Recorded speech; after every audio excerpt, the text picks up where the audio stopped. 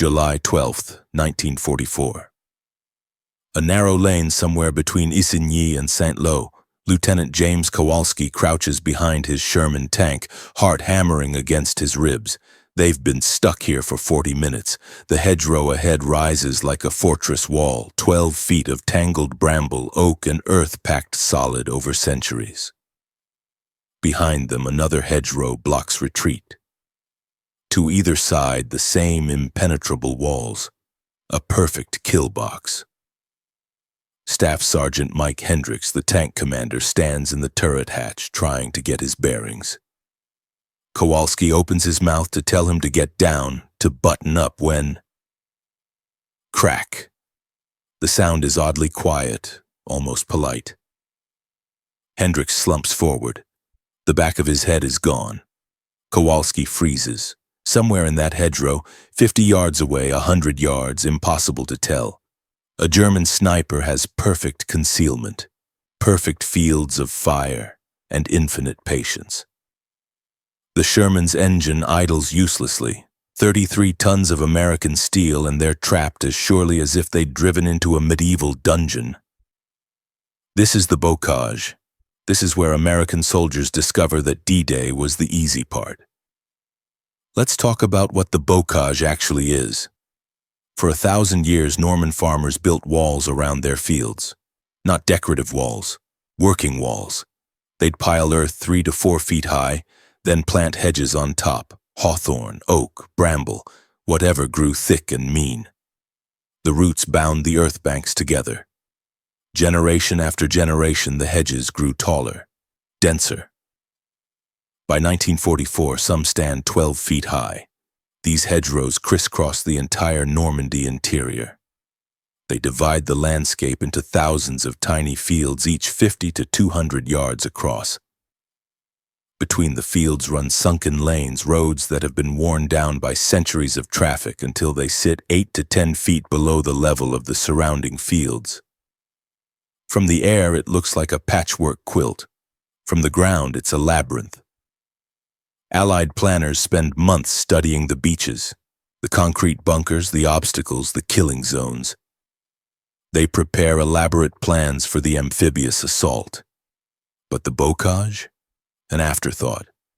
Omar Bradley later admits the failure. First Army expected to take Saint-Lô 9 days after landing. It's a market town 15 miles inland, not particularly well defended, no major German formations between the beaches and the objective. 9 days.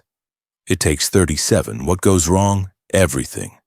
The Germans turn the bocage into the most efficient killing machine since the Western Front trenches. And they do it with surprisingly few men. Meet Obergefreiter Hans Becker, 24 years old. 352nd Infantry Division. He's not special forces, not an elite Panzer Grenadier. Just a regular infantry NCO who survived the Eastern Front and got transferred to France for rest. Rest.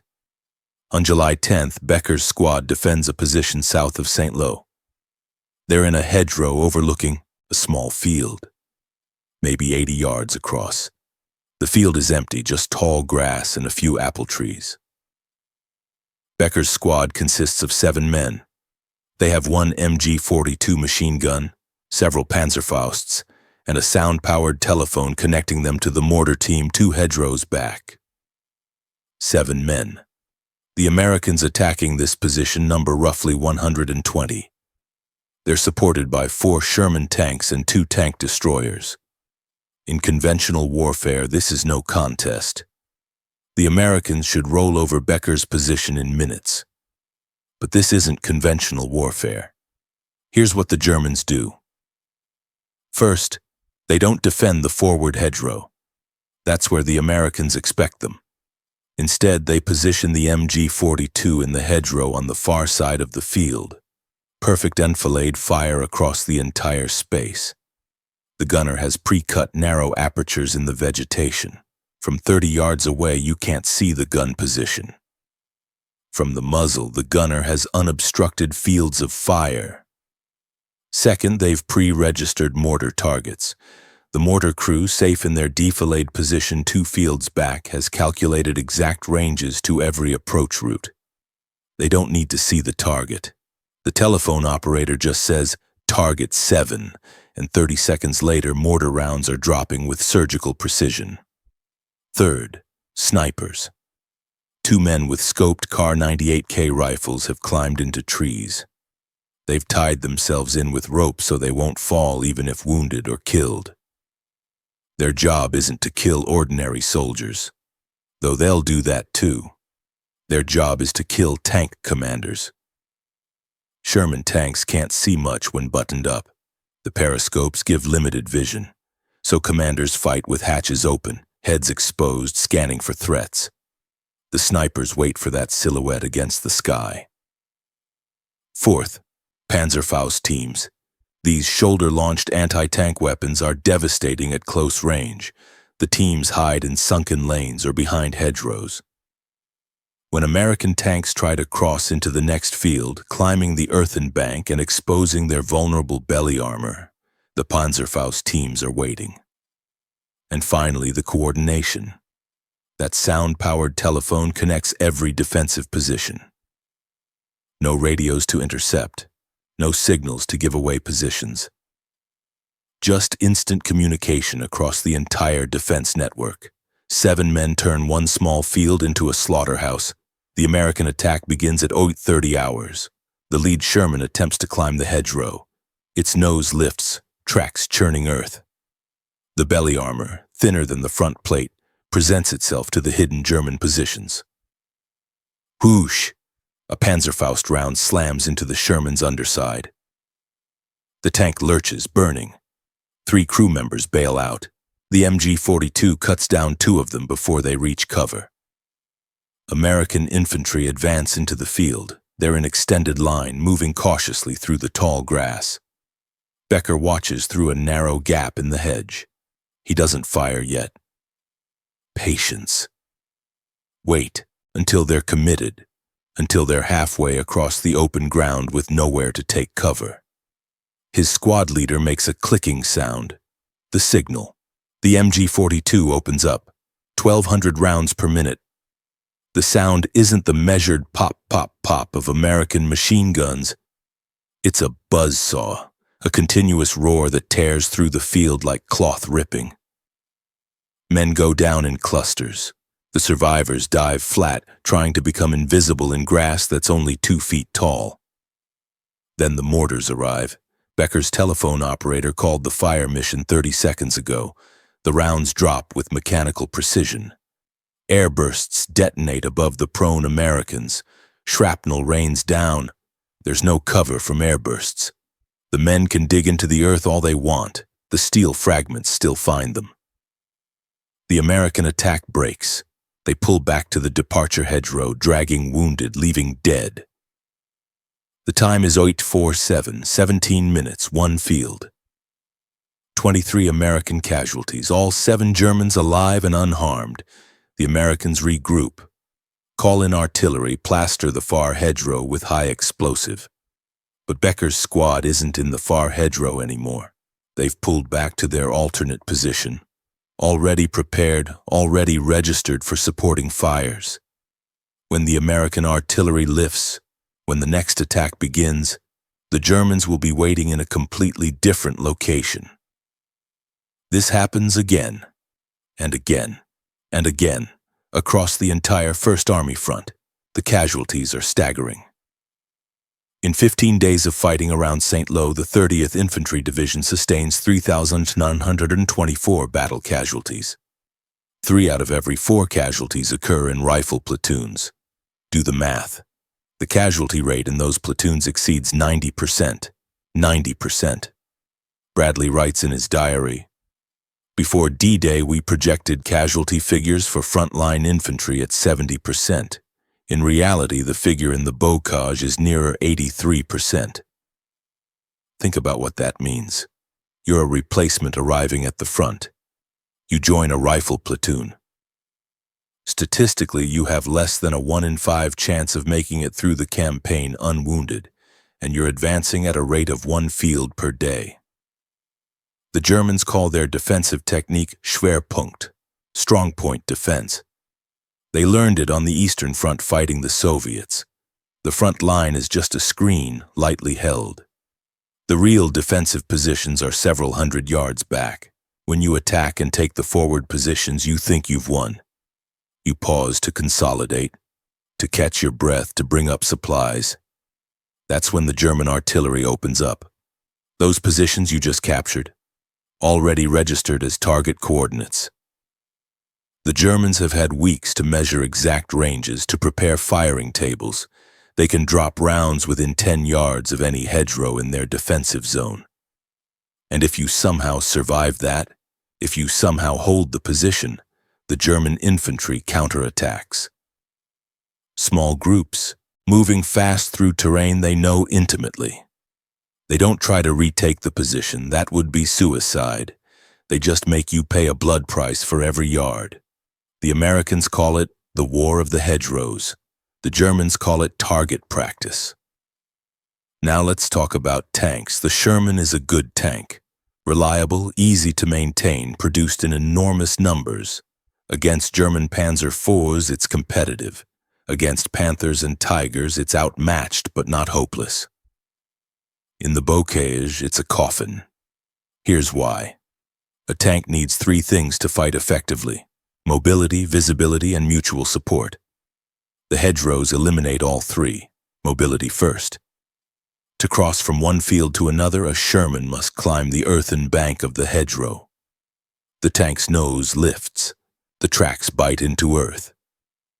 For several seconds, the entire underside of the tank, the thinnest armor, presents itself to any German position on the far side. If there's a Panzerfaust team waiting, the tank dies. If there's a hidden assault gun or panzer, the tank dies. If there are mines buried in the hedgerow, the tank dies. Even if the tank makes it over the bank, it's completely blind during the crossing. The driver sees nothing but sky. The commander sees nothing but vegetation. For those few seconds, the crew is helpless. Visibility second. When buttoned up, Shermans rely on periscopes. The periscopes give maybe a 60-degree field of view. In open terrain, that's manageable. In the bocage, where threats can be 15 yards away and completely hidden, it's suicide, so commanders fight with hatches open. That's what kills Staff Sergeant Hendricks. That's what kills hundreds of tank commanders throughout July and August. German snipers learn to target the silhouette. One shot. The commander falls into the turret, dead or dying, and the crew panics. Or the commander stays buttoned up and drives blind into an ambush. Pick your poison. Mutual support third. Tanks survive through coordination. One tank provides covering fire while another maneuvers. In open terrain, tanks can see each other, can coordinate, can mass their firepower. In the bocage, each field is an isolated arena. The hedgerows block line of sight. A tank in the next field might be 50 yards away. Might as well be on another planet. You can't see them, can't coordinate with them, can't help them when they get hit. The Germans exploit this ruthlessly. They position assault guns, low-profile tracked vehicles with powerful guns, at the ends of long, straight lanes. The American column advances down the lane. The lead Sherman rounds a bend and point-blank fire from an Stu G3 that's been waiting in perfect concealment. The Sherman burns. The rest of the column can't maneuver. Hedgerows on both sides. Can't reverse fast enough. The second tank tries to return fire, but the Stoogie has already pulled back into cover. 1 German assault gun. 4 dead Shermans. The crew escapes without a scratch. Here's another German trick. They position Panthers or Panzer IVs on the high ground behind their defensive lines in positions with long sight lines over the hedgerows. The American tanks down in the sunken lanes or small fields never see what hits them. Just a sudden explosion, penetration from an unexpected angle. By the time they locate the threat, the German tank has displaced. The Americans try everything to crack this problem. Infantry try Bangalore torpedoes, long tubes of explosive designed to clear obstacles. In theory, you slide the torpedo under the hedgerow and detonate it, blowing a gap for tanks to pass through. In practice, the earthen banks are too solid. The hedgerow roots hold everything together. The Bangalore creates a shallow crater, nothing more. And while you're setting the charge, German machine guns have perfect targets. Engineers try conventional explosives, pack hundreds of pounds of TNT against the base of the hedgerow and blow it apart. This works, sort of. It creates a gap, but it requires enormous quantities of explosive, material that's needed elsewhere. And the noise telegraphs your intentions to every German position within half a mile. By the time your tanks advance through the breach, the Germans have repositioned. Infantry try frontal assaults. This is exactly as suicidal as it sounds. Without tank support, infantry attacking across an open field against prepared positions don't have a chance. With tank support, the tanks become targets the moment they expose themselves. VIII Corps attacks down the Coutances Road on July 3rd. In 12 days of continuous fighting, they advanced 12,000 yards through minefields and heavy resistance. 12,000 yards in 12 days. That's 1,000 yards per day. Roughly 3 fields. The cost, thousands of casualties. Bradley finally calls off the attack. The objective line has become too costly. The attrition is unsustainable. Something has to change. Late July, somewhere near the front lines. An experimental demonstration is in progress. Sergeant Curtis Culin III, 102nd Cavalry Reconnaissance Squadron, stands beside a Sherman tank that looks different. 4 steel prongs project from the bow. They look like tusks, or the forks of a giant forklift. Culin had them welded on yesterday using scrap metal salvaged from German beach obstacles. The steel hedgehogs the Wehrmacht planted by the thousands along the Atlantic Wall. A small group of officers watches skeptically. They've seen plenty of field modifications. Most don't work. Lieutenant General Leonard T. Jarrow turns to his guest. "This is what I wanted you to see, sir. Something that will knock your eyes out." The guest is Omar Bradley. The demonstration begins. The Sherman, now sporting its steel tusks, approaches the hedgerow at speed. Instead of attempting to climb the bank, the prongs dig into the earth like a plow. The tank pushes through, bulldozing a gap. Roots tear. Earth crumbles. The hedgerow that would have taken engineers an hour to breach opens in less than 3 minutes. Bradley sees it immediately. This is the solution. Simple, elegant, reproducible. He turns to his ordnance officer, Lieutenant Colonel John B. Madaris. "I want these on every tank we have. Use the beach obstacles, get every workshop and maintenance depot working around the clock." Within a week, 3 out of every 5 American tanks in Normandy sport tusks. The soldiers call them Rhino tanks. Sergeant Culin receives the Legion of Merit. Problem solved, right? Not quite. The Rhino tanks are better than nothing, significantly better. They allow tanks to break through hedgerows without exposing their belly armor. They reduce breaching time from hours to minutes, but they have limitations. First, speed.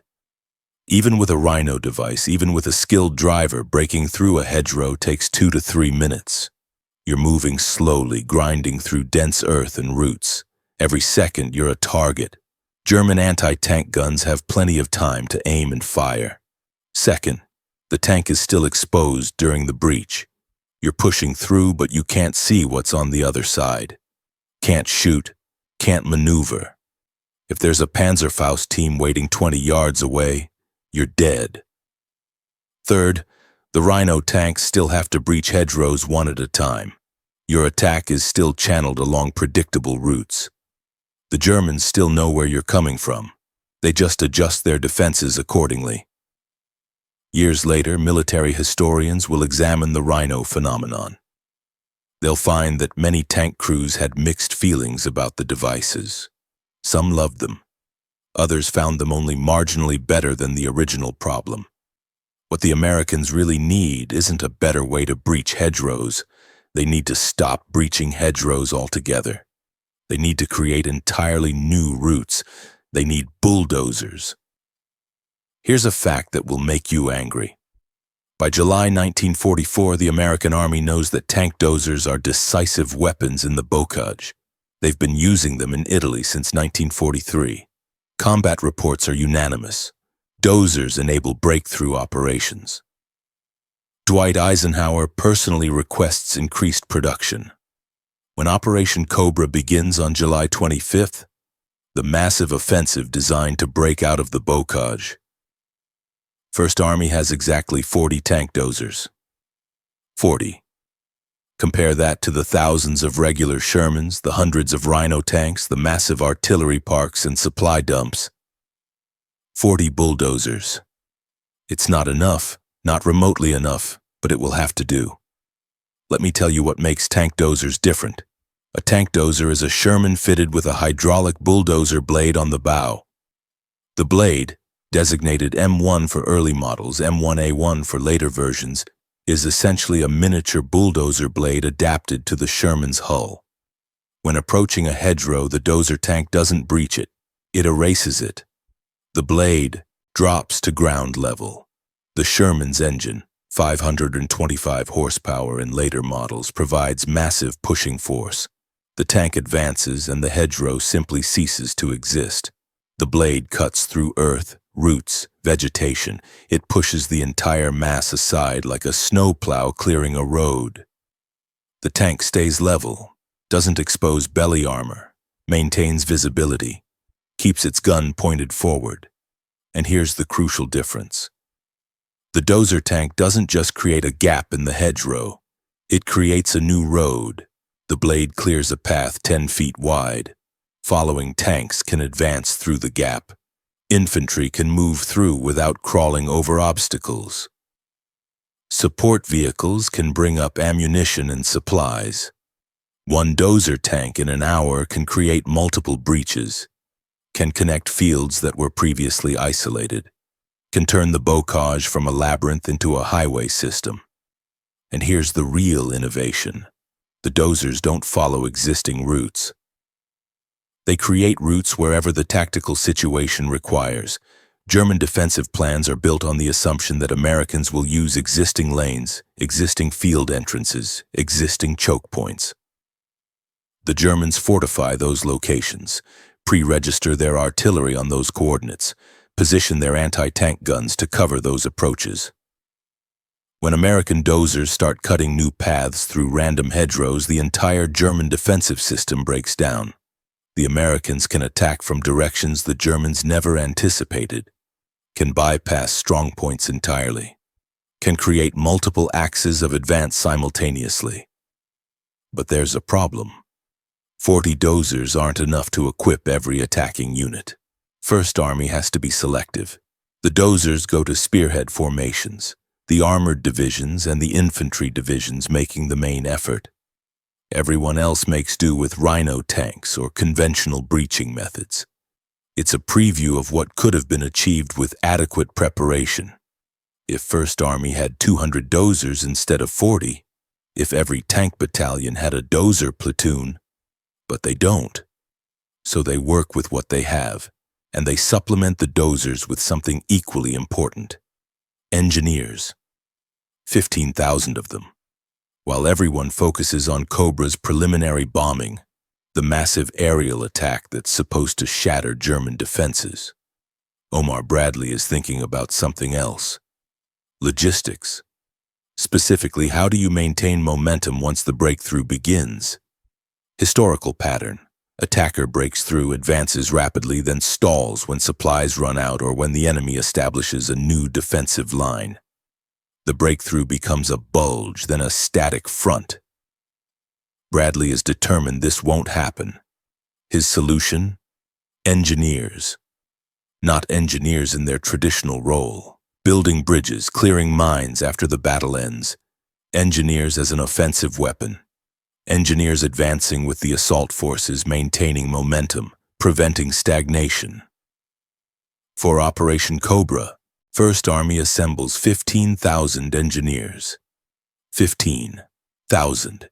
It's the largest concentration of engineer forces ever assembled for a single operation.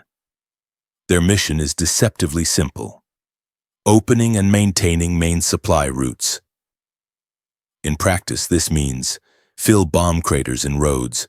The preliminary bombing will crater every road in the target area. Those craters must be filled within hours, not days. Engineer battalions follow immediately behind the assault waves, bulldozing earth into craters, laying temporary surfaces, creating passable routes while the battle still rages. Clear wrecked vehicles. German vehicles destroyed by airstrikes or artillery block every intersection, every bridge, every choke point. Engineers don't wait for the fighting to end. They push the wrecks aside, often under fire, often while German artillery shells the same roads. Build bypasses. Towns destroyed by bombing become impassable rubble.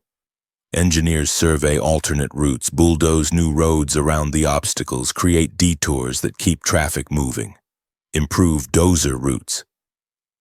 When tank dozers punch through hedgerows, they create narrow paths. Engineers follow, widening those paths into proper roads. A dozer breach that initially allows only single-file movement becomes a highway supporting two-way traffic. Maintain supply lines. As the attack penetrates deeper, supply lines stretch longer. Engineers work continuously to keep those lines open, repairing damage, improving surfaces, preventing the bottlenecks that strangle offensive operations. This is revolutionary. Previous doctrine. Engineers support. They enable. They facilitate. Bradley's doctrine. Engineers attack.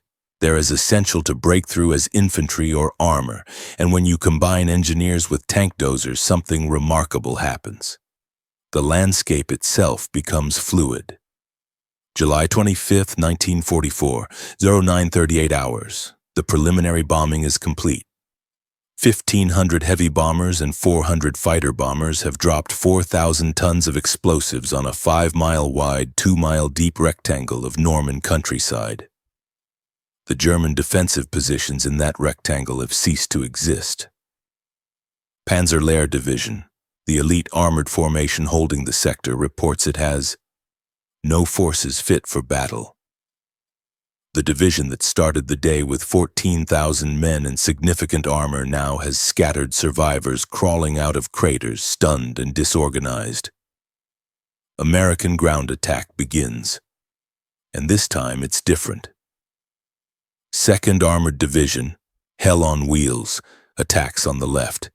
1st Infantry Division with a combat command of 3rd Armored attacks on the right. The tank dozers lead. Here's what happens.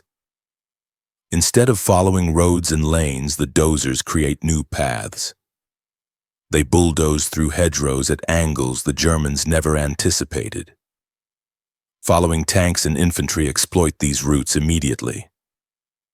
Where German strongpoints remain intact, positions outside the bombing zone, the Americans don't attack them directly. The dozers simply create routes around them, bypass them, leave them for follow-on forces to reduce. The result is chaos in German command posts. Radios crackle with confused reports. Americans attacking from the north.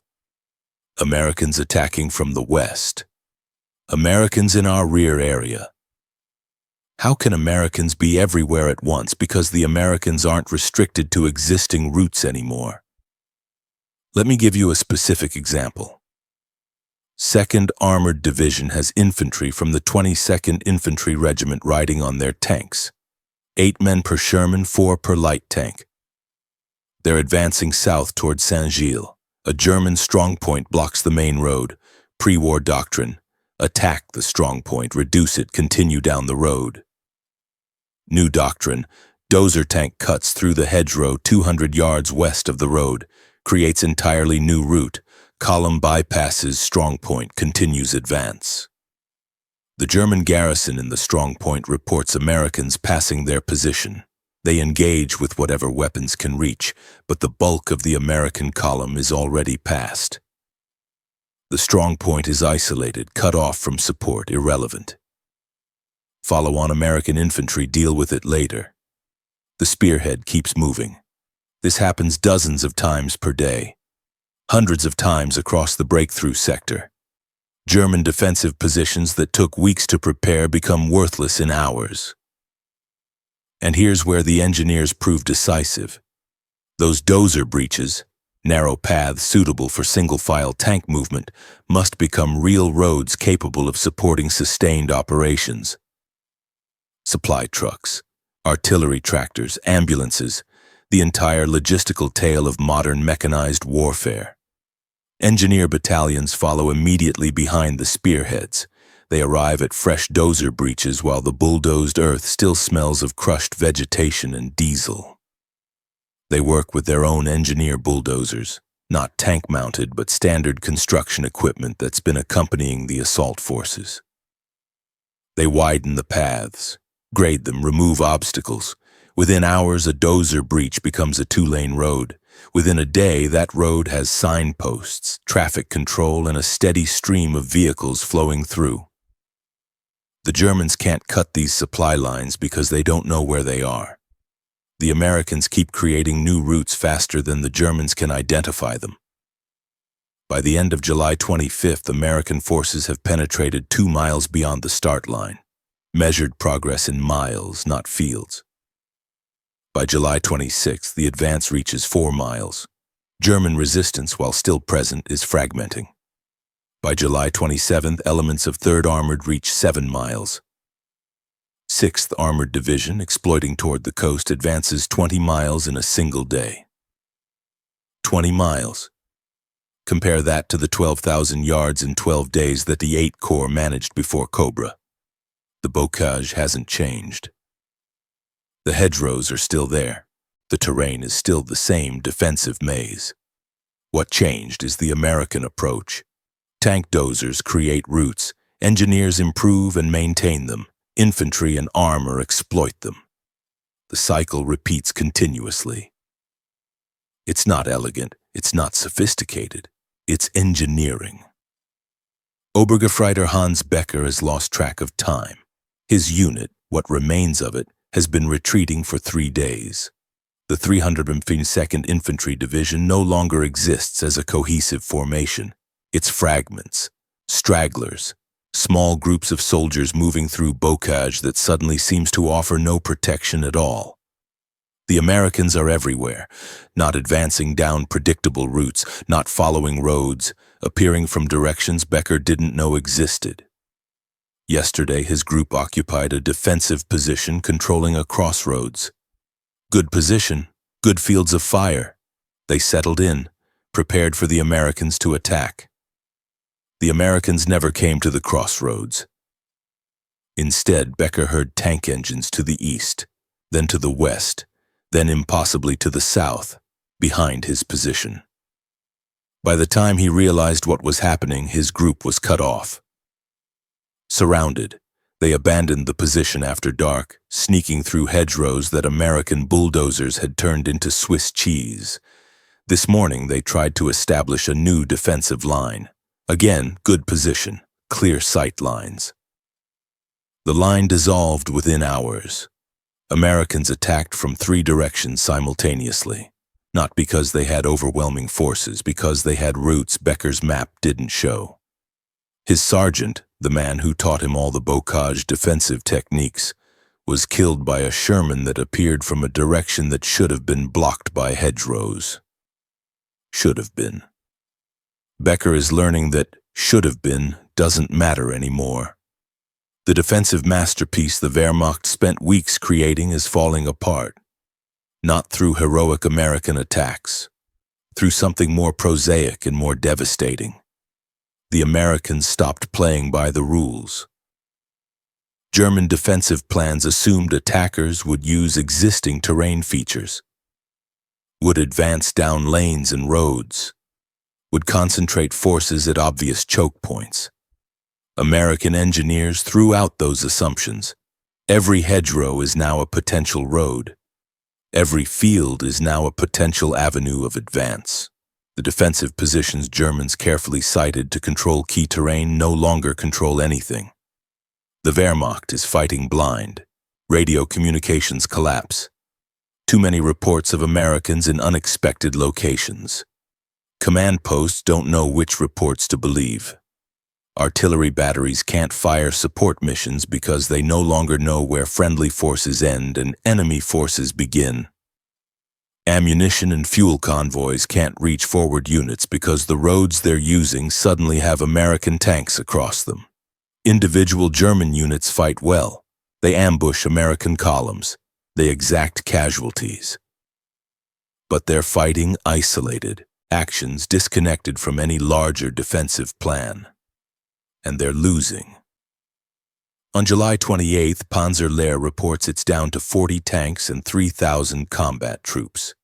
The division entered Normandy with 14,000 men and over 200 tanks. The numbers tell the story across First Army's entire front. Between June 6th and the end of July, German forces in the American sector lose over 16,000 men from just two infantry divisions, the 243rd and 342nd. Panzer Lehr loses over 3,000. Across the entire Normandy campaign, over 200,000 Germans are captured. But here's the important part. The casualties accelerate dramatically after Cobra begins. Not because American firepower increases. Not because German forces suddenly become less skilled. Because American mobility increases. German strongpoints that would have held for days get bypassed in hours. German units that would have retreated in good order get cut off and surrounded.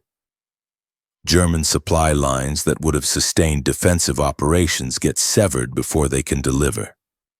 Engineering made the difference. 40 tank dozers and 15,000 engineers transformed the bocage from a defensive fortress into a death trap for its defenders. Let's zoom out and look at what actually happened.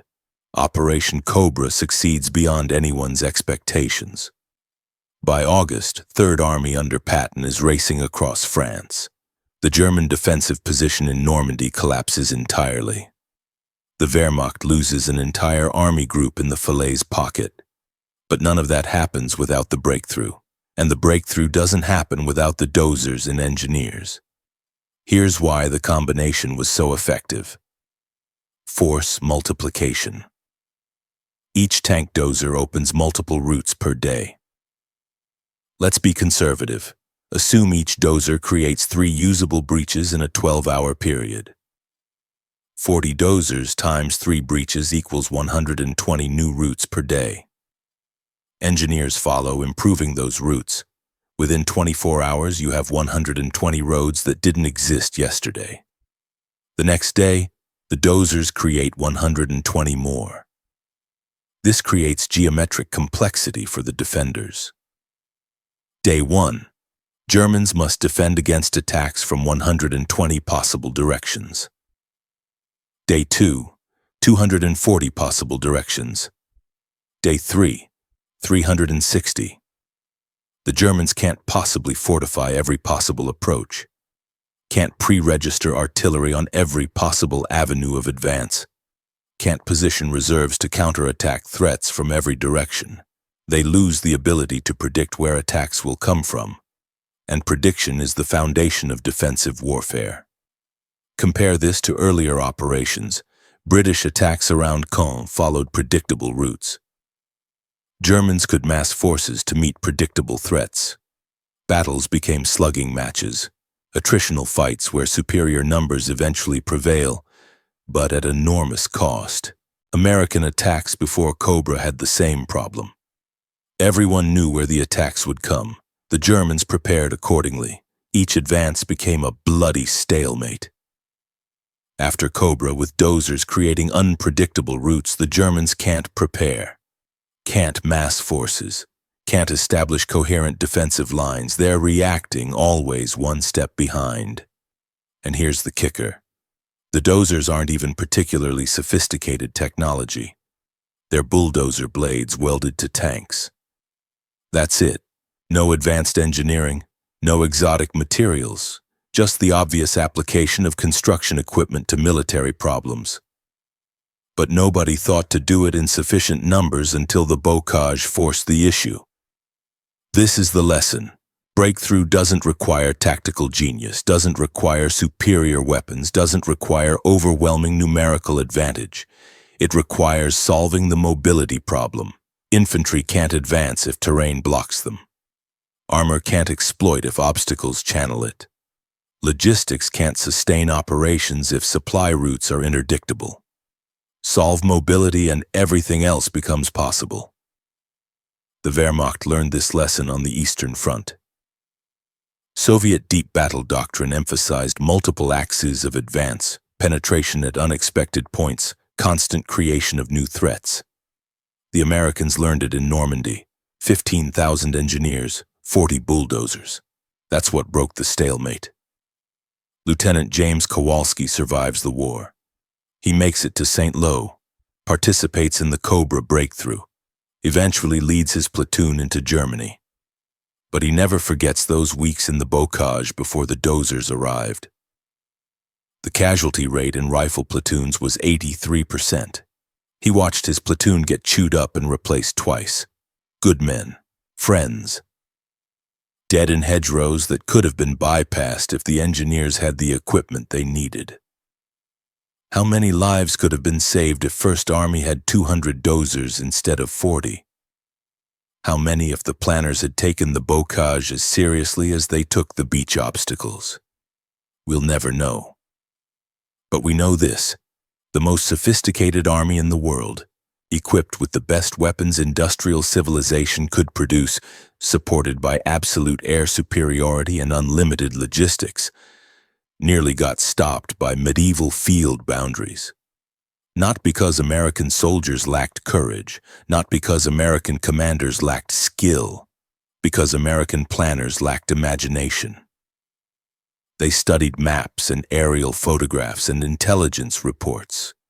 They saw the hedgerows, but they didn't understand what the hedgerows meant. The Germans understood. They'd learned on the Eastern Front that terrain properly exploited can neutralize numerical and material advantages. They looked at the bocage and saw a fortress that required minimal garrison. They were right. Until the Americans stopped trying to fight through the fortress and started dismantling it. Obergefreiter Hans Becker is captured on August 12th near Argentan during the closing of the Falaise pocket. Allied interrogators ask him about German defensive tactics, about the weapons they used, about morale and unit cohesion. Becker gives standard answers, professional, non-committal. Then one interrogator asks a different question. What did you fear most? Our air power? Our artillery? Our armor? Becker thinks for a long moment.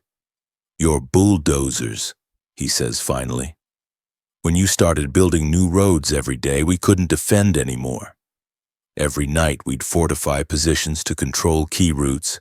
Every morning we'd discover you'd created new routes we didn't know about. It was like fighting ghosts. The interrogator doesn't include this in the official report. It seems too mundane, too unheroic. But Becker is telling the truth. The Germans mastered defensive warfare in the bocage. Their tactics were nearly perfect. Their use of terrain was brilliant. They lost anyway. Not to better tactics, to better engineering. Here's the paradox at the heart of the bocage campaign. Technology didn't win. The Sherman wasn't better than the Panther. American infantry tactics weren't superior to German defensive doctrine. Allied air power, while dominant, couldn't break prepared positions in close terrain. What won was the unglamorous application of industrial capability to a tactical problem. Bulldozers, not tanks, not planes, not revolutionary weapons, bulldozers. And the organizational insight to deploy 15,000 engineers as an offensive weapon rather than a support service. This is the lesson modern militaries still study. Mobility wins wars, not firepower alone, Not superior numbers, not even technological advantage. The ability to move, to appear where the enemy doesn't expect, to bypass strongpoints, to sustain operations through terrain the enemy believes impassable. That's what breaks stalemates and enables decision. The Germans learned this lesson in 1940 when they bypassed the Maginot Line through the impassable Ardennes. They forgot it by 1944 when they believed the bocage would protect them. The Americans nearly forgot it too. They planned meticulously for the amphibious assault, a massive engineering challenge that required specialized equipment, training, and preparation. Then they assumed the fight inland would be straightforward. It wasn't. The hedgerows were just as significant an obstacle as the beach defenses. Maybe more so because they extended across thousands of square miles rather than just a narrow coastal strip. Only 40 tank dozers when Cobra began. Imagine if they'd had 400. Imagine if every tank battalion had a dozer platoon. Imagine if the engineers had been equipped and positioned to enable mobility from D-Day onward rather than from late July. How many fewer casualties, how many fewer weeks of stalemate? How much faster could the breakout have happened? These are the questions that haunt military planners. Because the bocage campaign proves something uncomfortable, victory often depends less on brilliance than on basic competence. On asking the right questions during planning, on identifying potential obstacles and preparing appropriate solutions. The Americans won in Normandy despite inadequate preparation for the bocage. They won because American soldiers adapted, because junior leaders showed initiative, because the industrial base could eventually provide the equipment needed. But they could have won faster, more decisively, with far fewer casualties. All it would have taken was recognizing, before D-Day, that mobility would be as contested inland as it was on the beaches, and equipping the force accordingly. September 1944. The roads of Normandy are clear, open, traffic flows freely, supply convoys, troop columns, ambulances carrying wounded to aid stations. These roads exist because engineers built them. Sometimes following existing routes, sometimes cutting entirely new paths through terrain that was impassable 3 months earlier. The hedgerows are still there, still standing, still the same physical obstacles they've been for 1,000 years. But they're no longer barriers, they're just scenery. Because an army with sufficient engineering capability doesn't need to breach obstacles one at a time.